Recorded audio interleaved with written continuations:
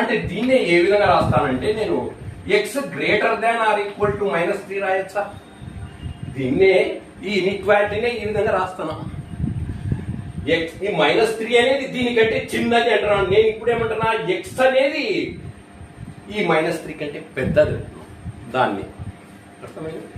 ఇది చూడండి, X greater than or equal to -3. ఇప్పుడు ఇది క్లియర్ అవుతాం. X less than or equal to 7. ఇప్పుడు ఈ కండిషన్ సాటిస్ఫై చేసి నెంబర్ లైన్ చూద్దాం. నెంబర్ లైన్ తీసుకో.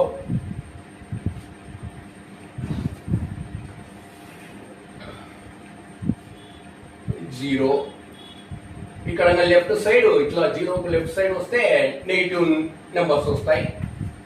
-3, -4, -5 అండ్ సో ఆన్ అట్లా పోతాయి. ఇక్కడ పాజిటివ్ రైట్ సైడ్ జీరోకు positive numbers 1, 2, 3, 4, 5, 6, 7 and so on పోతాయి. అట్లా పోతాయి నెంబర్స్. సో ఇక్కడ చూడండి, -3 ఇది తీసుకుంటా. ఎక్స్ అనేది -3 కంటే పెద్దది. ఎక్స్ అనేది అంటే ఏదో -3 ఆడుంది, ఏదో 7 ఉంది. టీడీపీకి ఎక్స్ అనేది -3 కంటే పెద్దది. -3 కంటే పెద్దది అంటే ఏది? ఇట్లా పోతాయా, ఇట్లా వస్తాయా? ఇట్లా వస్తే -3 కంటే చిన్నది ఇది. ఇప్పుడు ఇది -3 కంటే పెద్ద అంటే ఈ నుంచి రైట్ సైడ్ పోతాయి, ఇట్లా పోతాయి. అంటే ఎక్స్ వాల్యూ ఈ నుంచి ఇట్లా తిరుక్కుంటాయి. ఇట్లా తిరుక్కొని ఎంతవరకు? ఎక్స్ లెస్ దాన్ 7 అంటే దీనికంటే తక్కువ. అంటే ఈడి వరకు అనుకో. అంటే ఈడి వరకు అనుకుంటే ఇది కూడా వస్తుంది. ఎక్స్ గ్రేటర్ దాన్ అంటే ఎక్స్ అనే వాల్యూ ఏ వీటి మధ్యలో ఉంటుందంటే ఈ -3కి 7 కు మధ్యలో ఉంటూ ఈ -3ని 7 కూడా తీసుకుంటుంది. ఎందుకంటే ఈక్వాలిటీ వాల్యూ ఉంది.